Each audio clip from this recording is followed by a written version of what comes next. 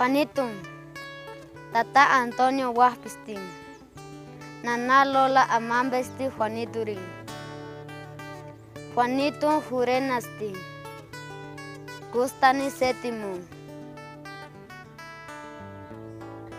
Piasti Mawichuni, Kai Wichu Hataron, Shesuni Ashunichani, no Wetarisuni, Ashunichani, Wandikwani, Kimboka Inde Ambe, no sé si Harasti.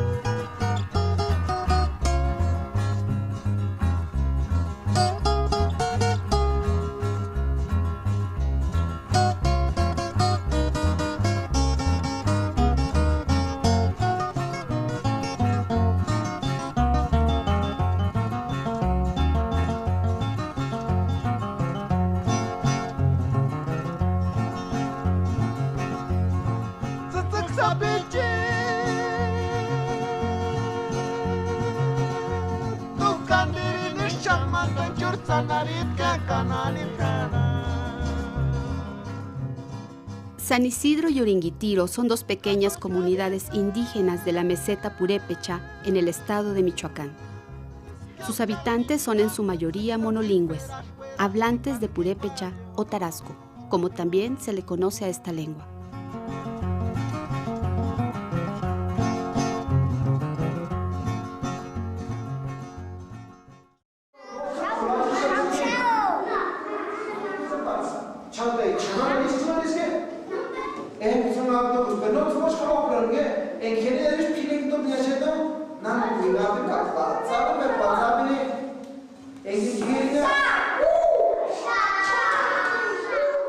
Desde 1995, los profesores de estas escuelas decidieron enseñar a leer, escribir, contar y hacer operaciones aritméticas en purépecha. Esto que pudiera parecer simple, representa un hecho de gran importancia para la educación indígena en México y el mundo.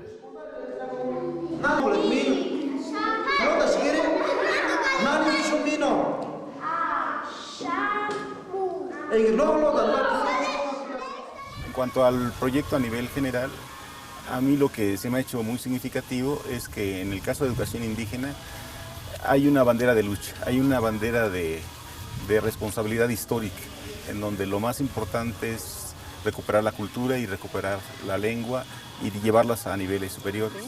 Me parecía realmente único, es un proyecto único, el proyecto escolar de San Isidro y Oringuitiro, donde los maestros y la dirección apostaron por una educación iniciando con su lengua materna, que es el purépecha, y trabajando con el español como L2, como segunda lengua, y no como ocurre en la gran mayoría de las situaciones de la llamada educación bilingüe.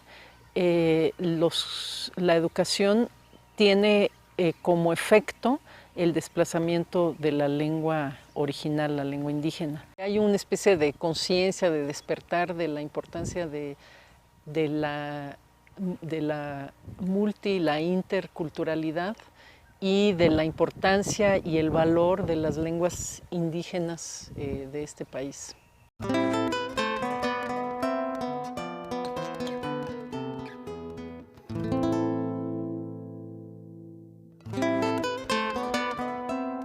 A mediados de la década de los 90, estas escuelas eran consideradas en el ámbito magisterial como de castigo, caracterizadas por el bajo rendimiento de sus alumnos y sus altos índices de ausentismo y deserción.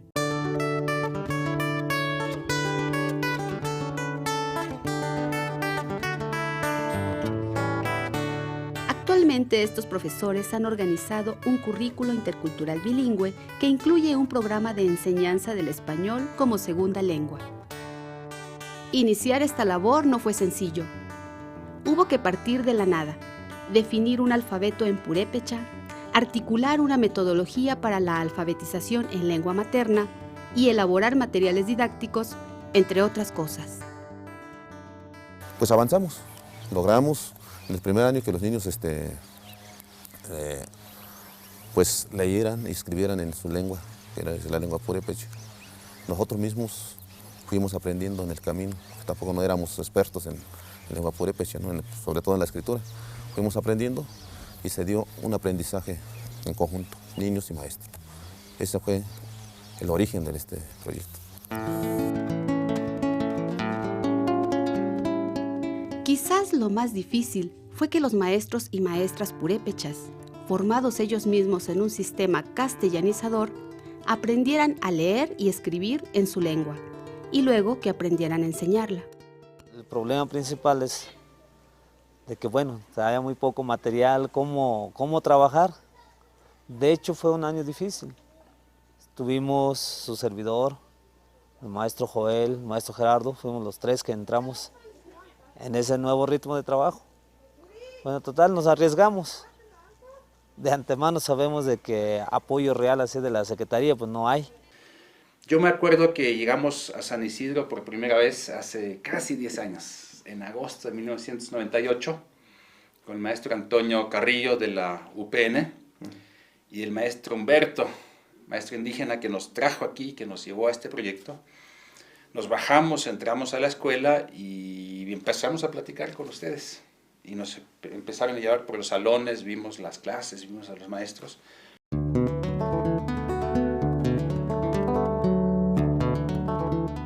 Los profesores indígenas no han recorrido este camino solos. Contaron con el apoyo y la participación de un grupo de antropólogos, pedagogos y lingüistas de la Universidad Autónoma Metropolitana y la Universidad Pedagógica Nacional, quienes han colaborado íntimamente con el proyecto escolar desde hace varios años. Y en ese momento nosotros habíamos recorrido ya varios estados, Oaxaca, Veracruz, buena parte de Michoacán, buscando algunas escuelas indígenas muy particulares con su proyecto propio. Y cuando llegamos aquí, pues rápidamente nos impactó que pues aquí había proyecto escolar, había como que una idea, una línea, una acción colectiva y había también liderazgo académico. Y eso nos gustó mucho y eso hizo que dijéramos, bueno, si ustedes nos invitan, pues aquí nos gustaría participar y conocer más a fondo este proyecto.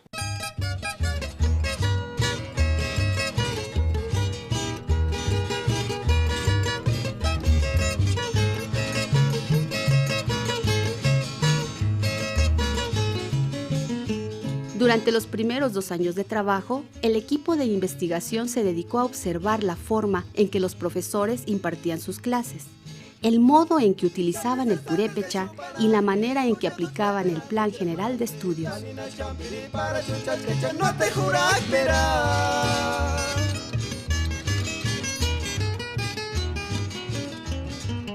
No, ahí un poquito había cierta desconfianza por parte de algunos compañeros, no de todos. Algunos asumieron esas condiciones de manera muy positiva, al grado de que los compañeros pues, dijeron, bueno, pues si nos van a observar, pero también queremos que puntualmente nos estén dando algunos resultados y nos vayan indicando en qué estamos bien, en qué no estamos bien.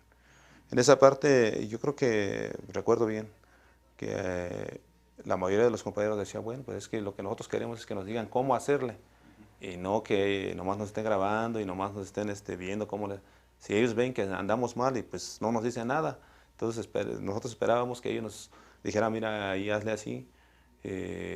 Nosotros lo que necesitamos es una metodología, necesitamos técnicas de trabajo y bueno, pues no vemos eso. Vemos que los compañeros entran con cámaras, nos graban a los niños, pero no vemos resultados. Esa era la primera expectativa que tenían los compañeros y bueno, su punto central era, bueno, pues que nos dieran ustedes esos planteamientos metodológicos, técnicos, para mejorar las condiciones de las clases.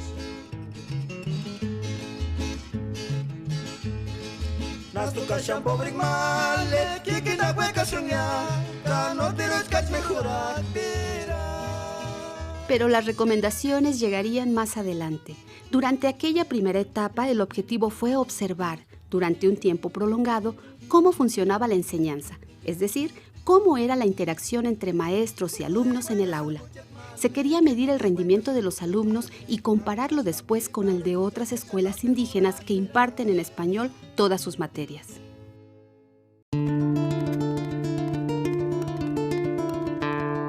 Los resultados de dicha investigación tienen un gran valor científico.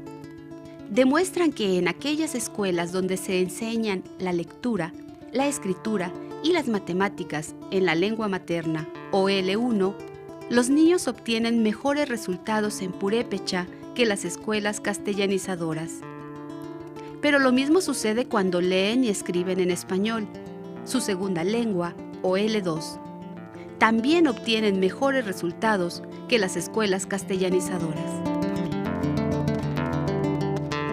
Hallazgos como este han transformado la manera de entender la educación bilingüe. Antes se pensaba que al aprender dos lenguas, éstas se desarrollaban por separado y se ubicaban en distintos lugares del cerebro. Hoy sabemos que esto no es así. Por el contrario, existe en el cerebro un área compartida muy importante. Imaginemos que el centro del lenguaje en el cerebro de una persona bilingüe es como un témpano de hielo, un iceberg con varios picos que sobresalen del agua. Estas puntas representan a las lenguas que, como el pure y el español, son totalmente distintas en su estructura lingüística.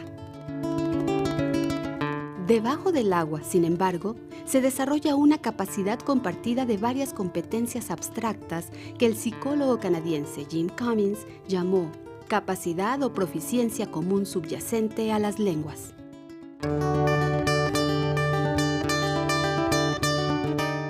Cuando los niños logran relacionar estos términos abstractos con conceptos de su propia cultura, aprenden mucho mejor la teoría matemática que sustenta el esquema. Cuando un alumno ya aprendió a hacer sumas y restas en su propia lengua, puede transferir esta competencia a su segunda lengua. En los grados más avanzados, cuando los alumnos han adquirido mayor dominio del español, la transferencia se da en ambas direcciones. El español contribuye cada vez más a la construcción del conocimiento y además, lo que el alumno aprende en español también lo puede utilizar en purépecha. Los niños los veíamos en los salones que el segundo, tercer, cuarto año escribían de corrido y bastante bien redactaban en su lengua. Y eso fue algo muy positivo. Y más sorpresa nos dio cuando vimos que en cuarto, quinto, sexto, esos mismos niños que casi no tienen contacto con el español aquí en la comunidad, redactaban también bastante bien en español. Eso fue lo sorprendente. Y pues comparábamos esta escuela con una escuela, pues la de control o de comparación, donde desde el primer día del primer año de primaria los maestros enseñan a leer y escribir en español. O sea, le hacen un poco la promesa a los alumnos o a los padres de familia que no, estos niños van a aprender muy bien español, van a saber leer y escribir en español, porque desde el primer día lo hacemos. Y hoy en día sabemos, a nivel científico se sabe que no es el camino correcto para niños que no hablan esa lengua. Yo antes que ya estamos en la escuela ya no usan, ustedes me curan nada, que mata todo el presen, que sana, más o menos na tasana que ya te puede no unchka, no ya de, no uchgun horengulina, no es más segundo, tercero es ragulina que no.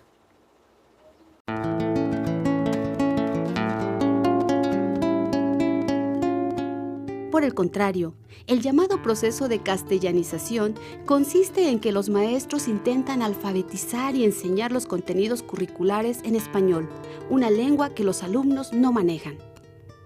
Como vemos, el español todavía es muy pequeño o inexistente. Por eso su canal está cerrado y la flecha del aprendizaje rebota, no puede llegar al área común y producir conocimientos.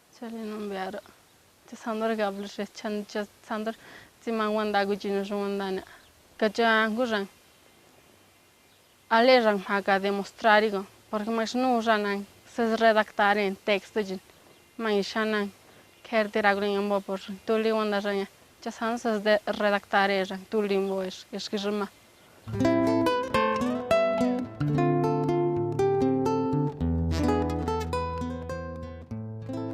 La tercera etapa del proyecto comenzó en 2007 y dio inicio en el momento en que los profesores decidieron crear ellos mismos un currículo intercultural bilingüe basado en el programa oficial, así como un vocabulario académico en purépecha para todos los grados de la escuela primaria.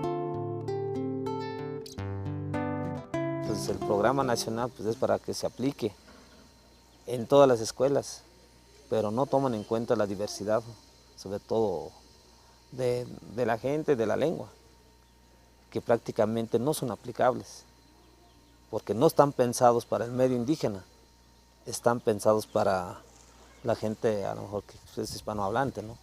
Nos dimos cuenta también de que dentro de los contenidos, pues no era nada más traducir los contenidos que venían implícitos o explícitos dentro de los materiales, sino teníamos que agregar la parte complementaria de la lengua, que es la cultura general, ¿sí? La sabiduría de los pueblos, cómo va inserto en la propia lengua, ¿no?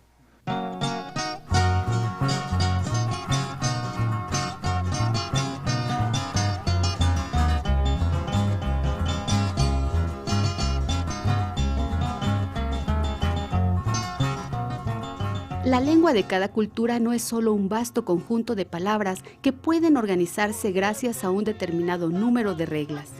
Para un pueblo, su lengua es a la vez la forma y el contenido de su cultura, su manera particular de articular el pensamiento, de comprender el mundo y relacionarse con sus semejantes.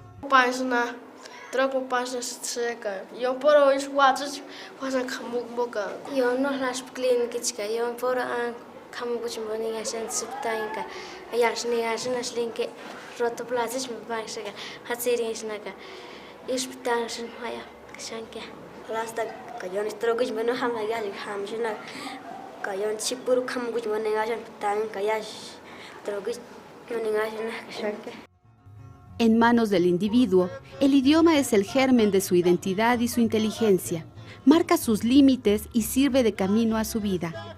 Es por ello que la educación en cualquier lengua del mundo debe tomar como punto de partida sus conceptos y su cosmovisión particulares.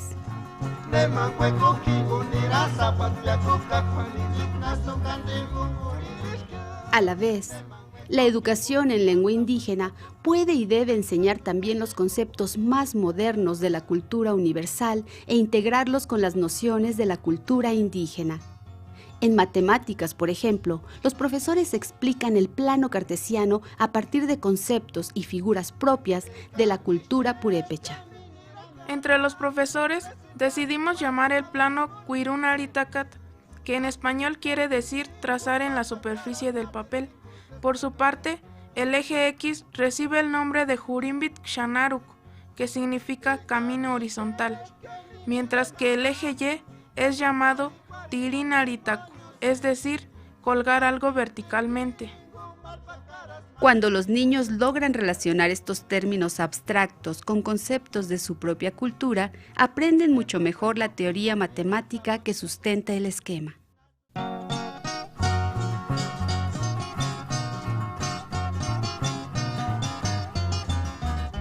El proyecto realmente despegó cuando maestros y maestras crearon sus propios contenidos culturales y los incorporaron al plan de estudios para lograr un verdadero currículo intercultural bilingüe que hasta ahora no existe en el país. Integraron así las prácticas y los contenidos nacionales con la cosmovisión y los temas de la cultura indígena. Minis Wandon Skuri Panambe, Anjita Panchka, Mendor Wentan, Nirazinan, Mendor Wentan Shentanambe, Avernena Werespinde, Minis Undas Pucha Shekundana, Eskinde, por ejemplo, Indenskings, Narina, números decimales, mucha Indenang, Shuizaringaras, como Miyukaru, que dicha, Ano, Andimbo, Indemhin Wertina, Sapichek Sandor Seskurang,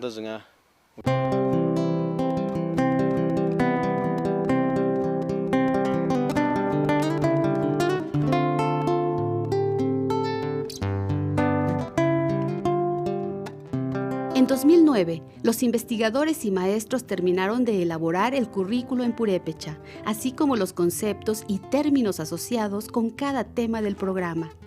Se trató de un trabajo extenso y complicado que ha costado años realizar. A través de este tiempo, se ha conseguido construir lo que en el medio científico se conoce como investigación colaborativa, es decir, la producción conjunta del conocimiento entre los maestros, alumnos e investigadores externos. Esto en sí constituye una experiencia novedosa dentro del ámbito científico, donde tradicionalmente existe una separación muy clara entre investigadores y sujetos de estudio. Kahiman ya serán consungias, mandan a Joren Pirichax, Ankusax, Shentasax, Ambexander Marwatsun Hucha o Ambexander Ses Anchikuasun.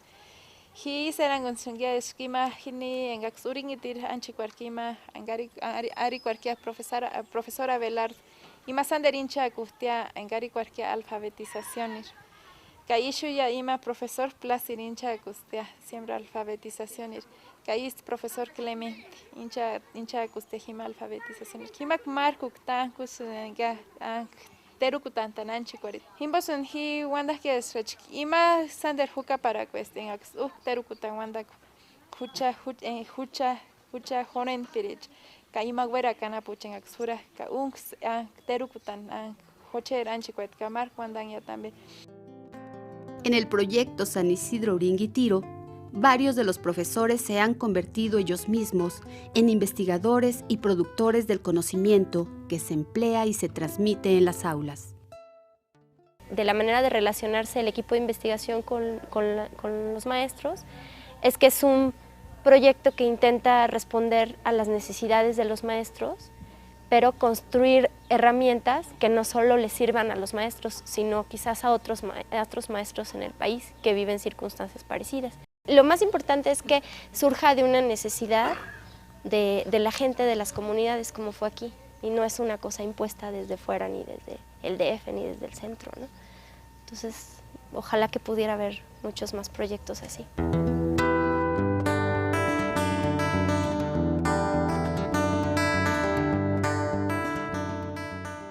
Lo más importante de este proceso es el cambio que ha desencadenado en todos los actores involucrados. Por un lado, los investigadores, que han dejado de ser distantes figuras de autoridad académica. Por el otro, los maestros, que se acercaron a su propia práctica con una mirada crítica y científica, para asumir con mayor criterio su papel fundamental en la educación y la producción del saber y la cultura. Y los niños, quienes aprenden y reafirman el valor de su cultura y son capaces de desarrollar con plena seguridad en sí mismos el potencial de su primera y segunda lengua como ventanas al currículo nacional y universal. Hablar purépecha ya no es para ellos un motivo de marginación y vergüenza, sino una herramienta valiosa para abrirse camino a la sociedad del conocimiento que les hace ser distintos y especiales frente al resto del mundo. Que estoy muy orgullosa de ser purépecha, de hablar purépecha, de hablar una lengua indígena, porque me gusta dominar muchas lenguas y ser mejor, ¿no? Así mejor, una persona que sea así chingona, como dicen algunos, y ganarle a las otras personas. ¿Por qué? Porque hablo una lengua diferente, pero que al mismo tiempo es igual y que tiene el mismo valor, ¿no? O a lo mejor más. Y sí está bien.